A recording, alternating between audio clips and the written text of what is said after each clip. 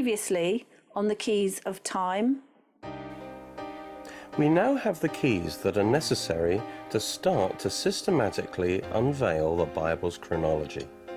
The first two keys revealed the divinely ordained blueprint or framework for time, which governs the progression of God's plan. Keys 1 and 2 basically say that the blueprint is a week of 7 days of 1,000 years each.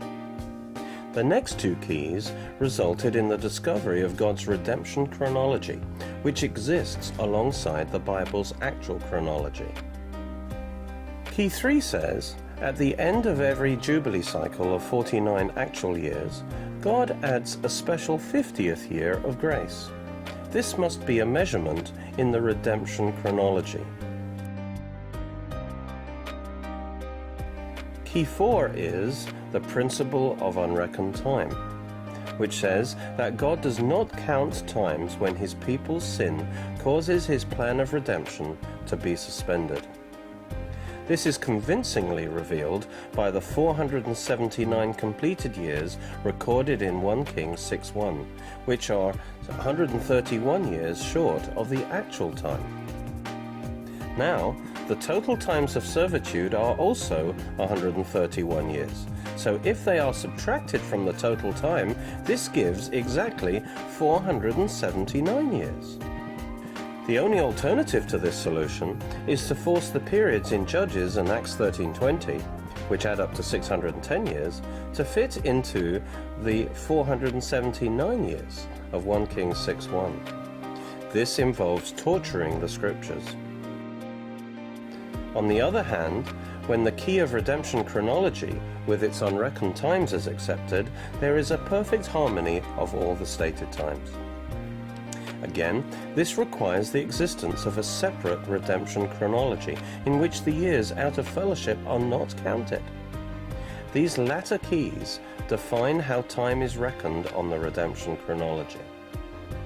They are like counting the number of days of pay owed to an employee.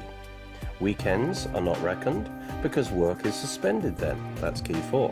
But bank holidays, which are like jubilees, are added as extra days, even though no work was done. Hence they are days of grace. And this corresponds to key number 3.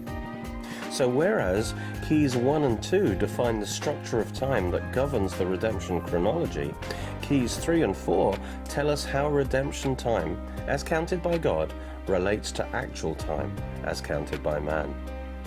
This is important because the progression of time within God's overall blueprint is according to redemption time, not actual time.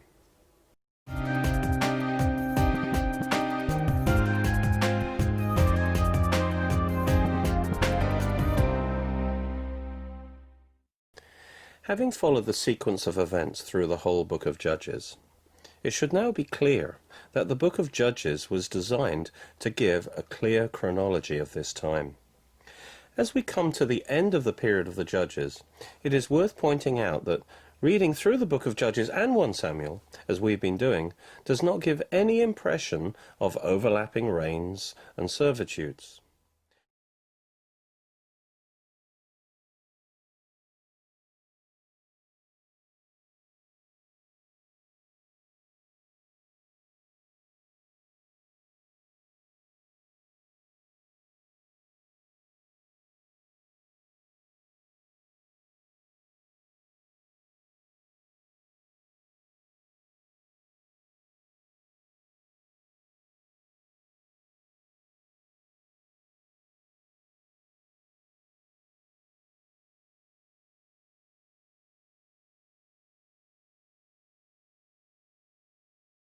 The only exception was Samson's 20 years occurring within the 40-year Philistine oppression.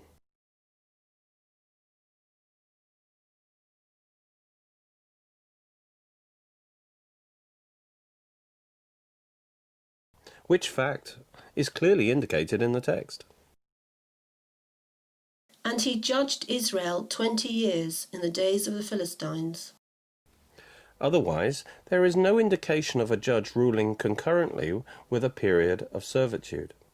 Neither is there any hint of one judge ruling in the north, say, while another was ruling in the south. The natural reading of the book is that each period follows the previous one in an orderly, consecutive progression. The reason for pointing this out is that most chronologists have to invent such overlaps and parallel rulerships in order to shorten this time period to fit it into the 480 years of 1 Kings 6:1. And it came to pass, in the 480th year after the children of Israel had come out of the land of Egypt, in the 4th year of Solomon's reign over Israel, in the month of Ziv, which is the 2nd month, that he began to build the house of the Lord. Key 4 is the principle of unreckoned time, which says that God does not count times when his people's sin causes his plan of redemption to be suspended. This is convincingly revealed by the 479 completed years recorded in 1 Kings 6:1, which are 131 years short of the actual time.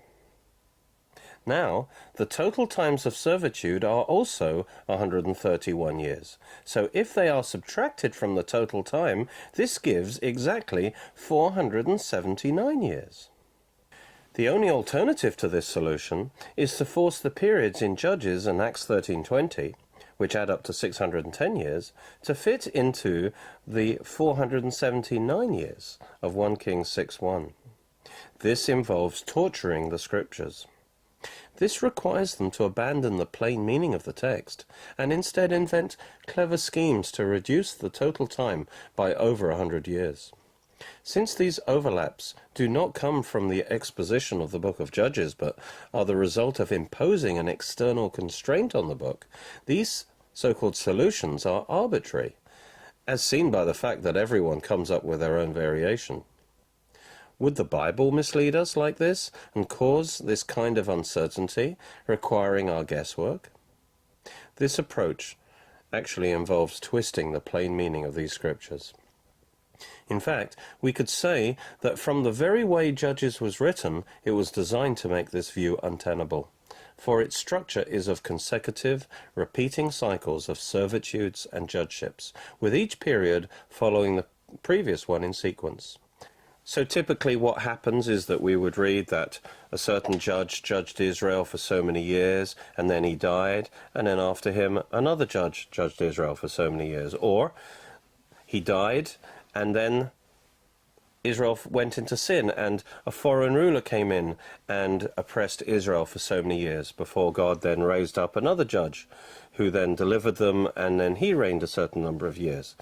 And so in all these cases, we get each time period is connected to the previous one in a linear chain, which leaves no room for overlaps. It's as if God knew what man would try and do with the chronology of this time and deliberately recorded the time of the judges in a way that made it impossible to shorten, except by obvious twisting of Scripture from its plain meaning. Moreover, he confirmed the correctness of this long chronology of the time of Judges, that comes from a literal reading of Judges, by the measurement of the whole period as 450 years in Acts 13:20, which is in perfect harmony with it. And when he had destroyed 7 nations in the land of Canaan, he distributed their land to them by allotment. After that, he gave them judges for about 450 years, until Samuel the prophet.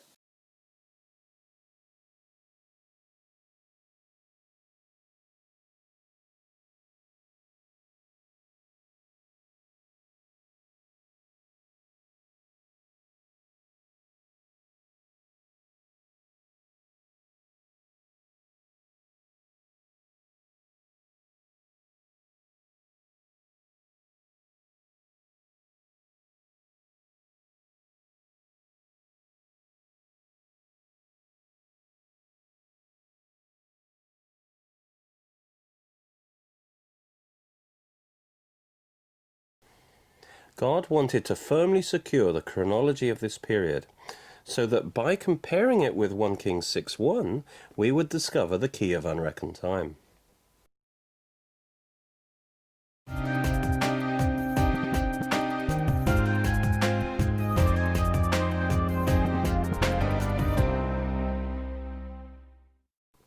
Let's now talk about the 300 years of Jephthah that is in Judges 11:26. You see, there is another passage that causes some to try and shorten the chronology of the Judges. Even some who accept a longer chronology based on the revelation of unreckoned time, like Bullinger and Anstey, resort to inventing overlaps even so, again violating the plain meaning of the scriptures in question in order to make their chronology fit. As a result, they spoilt the simple solution that Denny had presented, which results from a plain reading of Scripture, and which we are giving to you now. They did this because of Jephthah's 300 years. But as we will see, this inventing of overlaps is unnecessary.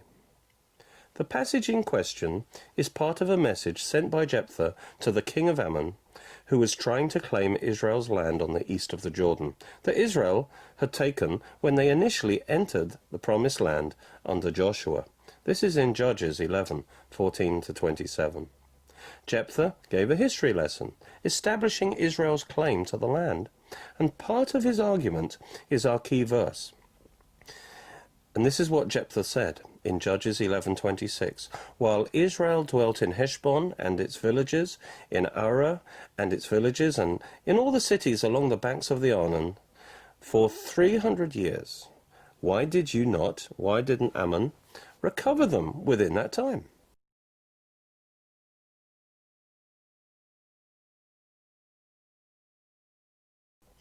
He was saying that for 300 years it had been Israel's possession.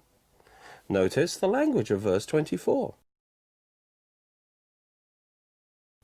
Will you not possess whatever Shemosh, your God, gives you to possess?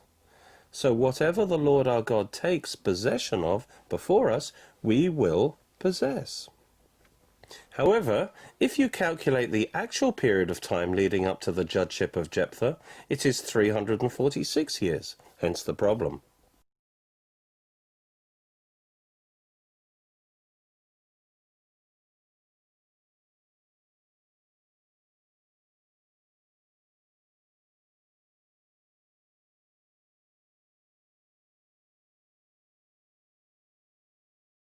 The first thing to point out is that this is not a direct statement by God that this period was 300 years. Rather, the Bible faithfully records what Jephthah said.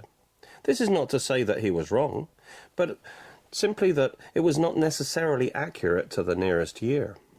The roundness of the figure, 300, indicates that he was rounding off to the nearest 100, unless by coincidence he happened to be speaking after exactly 300 years.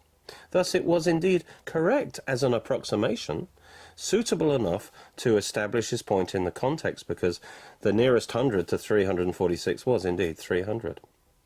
The purpose of his statement was not to establish the chronology of this period, but to appeal to an enemy on the battlefield, so precision to the nearest year was not required or even helpful.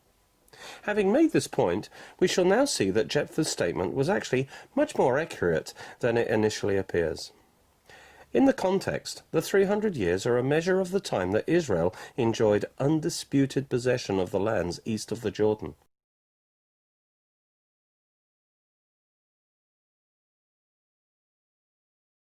So they could not include any times when they had lost their rulership over these lands. There were in fact 3 periods totaling 43 years that directly affected her possession of these eastern lands. In his argument with the king of Ammon, he could not have included them without inviting an immediate rebuttal from the king. The first of these 3 periods was the 18-year oppression by the king of Moab, which is east of the Jordan.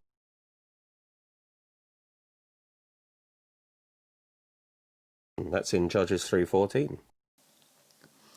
Then he gathered to himself the people of Ammon and Amalek, went and defeated Israel, and took possession of the city of palms. So the children of Israel served Eglon, king of Moab, 18 years. Ammon was also part of this oppression, as verse 13 points out. There was also the oppression of 18 years by the Ammonites, which led up to Jephthah's confrontation with the king of Ammon, where he claims that they had accepted this situation for 300 years. Therefore, for obvious reasons, these 18 years could not be included in his count of 300 years. Finally, there were 7 years of oppression from the Midianites and the people from the east.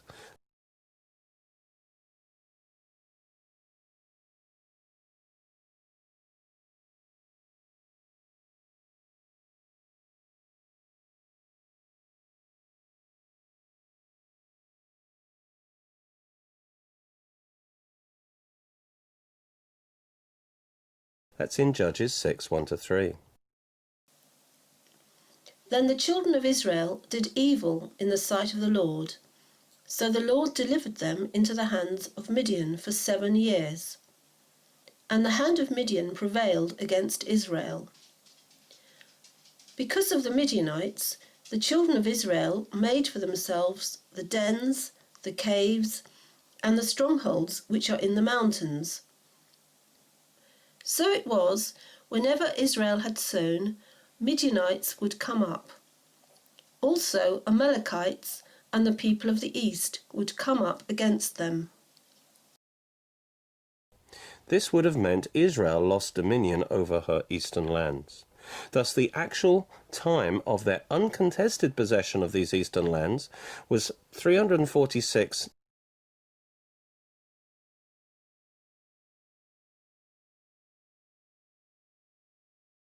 Take away 18,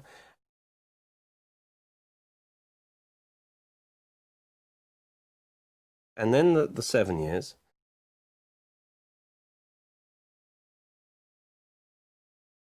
and another 18 years,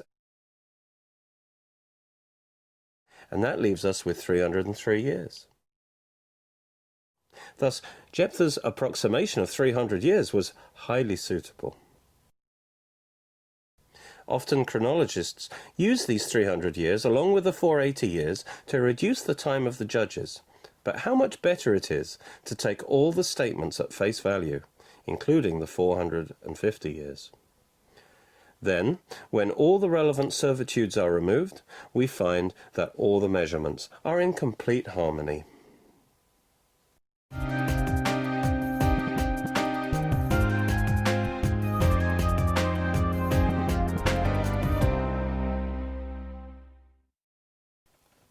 The next period of time is the reign of Saul.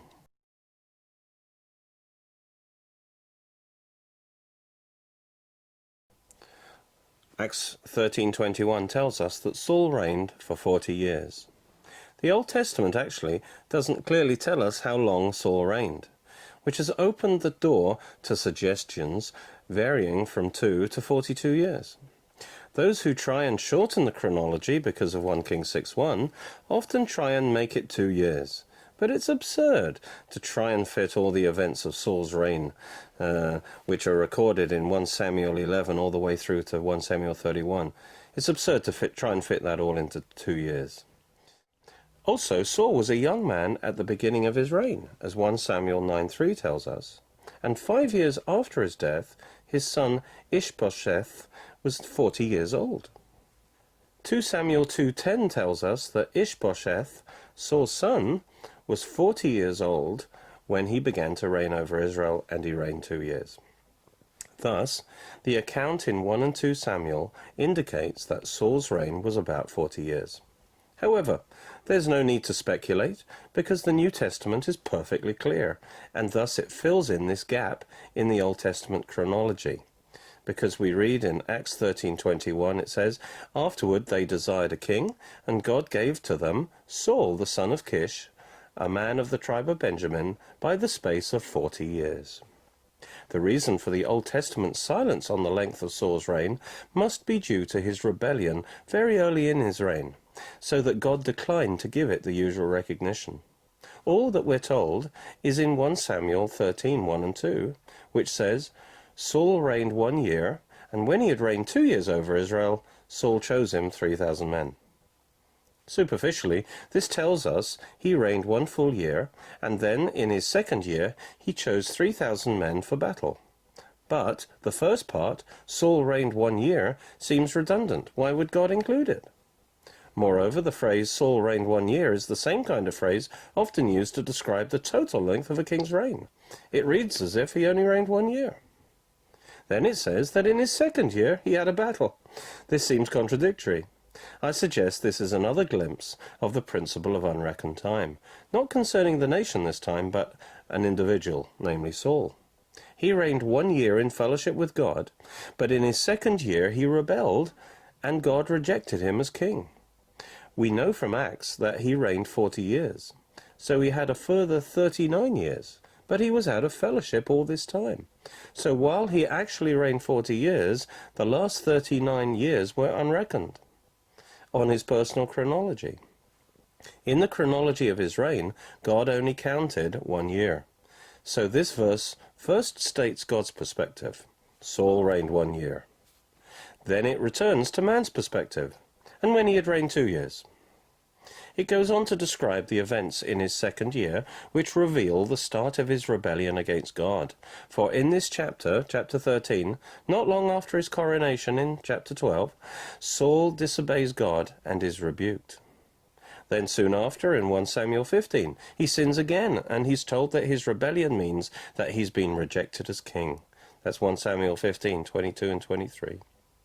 This was also shown by the fact that Samuel anointed David to be king in Saul's place well before Saul's reign was over. That's in 1 Samuel 16. In one sense, God considered his reign was over. This explains the strange wording in 1 Samuel 13 verse 1. You see, he only reigned 1 year in favor and fellowship with God. Then in his second year he rebelled and was rejected as king, so God refused to acknowledge the remainder of his reign.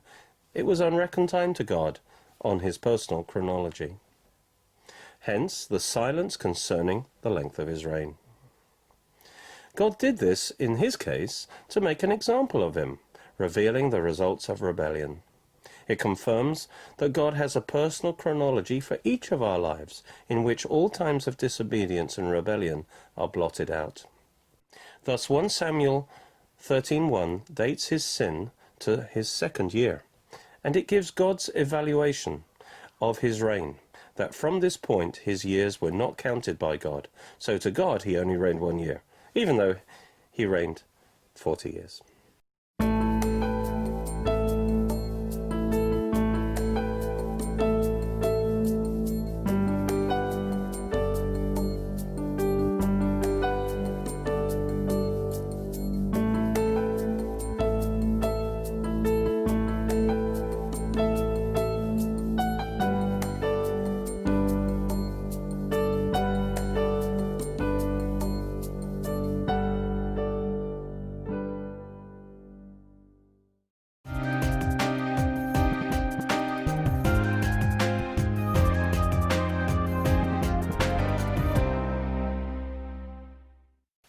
Hello, I'm Derek Walker. I'm the pastor of the Oxford Bible Church.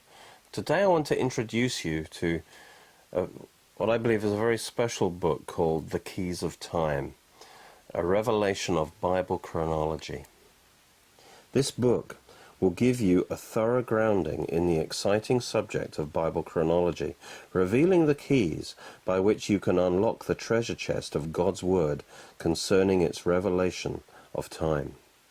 And so we start, you see, by looking at the major keys that will unlock this treasure chest, like the fact that all time is based on the creation week, and 1 day with the Lord is as 1,000 years, and we look into the Jubilee and how that also unlocks how God measures time. And we look at the principle of unreckoned time.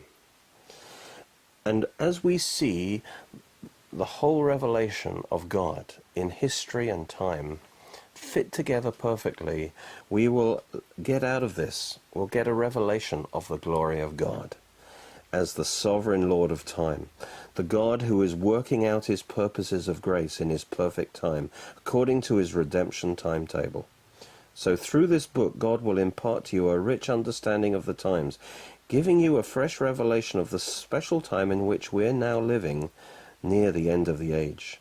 And it will prepare you for the momentous events that are just ahead. Because we are living in the last days, and we need to understand the times that we're living in. We need to understand God's revelation of time in the Bible. And having discovered the keys and God's framework of time, we then go through each period of history, starting from Adam to Abraham, and then from Abraham to the Exodus, and then from the Exodus to the dedication of Solomon's temple, and then the period of time leading up to the decree to restore Jerusalem by Artaxerxes, and then finally Daniel's 70 weeks that take us to the coming of the Messiah himself and his death and resurrection. We look and we show how all the pieces fit together perfectly into God's framework of time. And by the end of the book, you will know how to get the date of every event, every major event in the Bible, and how all these events fit together. And so this will enrich your understanding of the whole Bible and how it all fits together perfectly. And there are DVDs that go with this book that will enhance your study of it.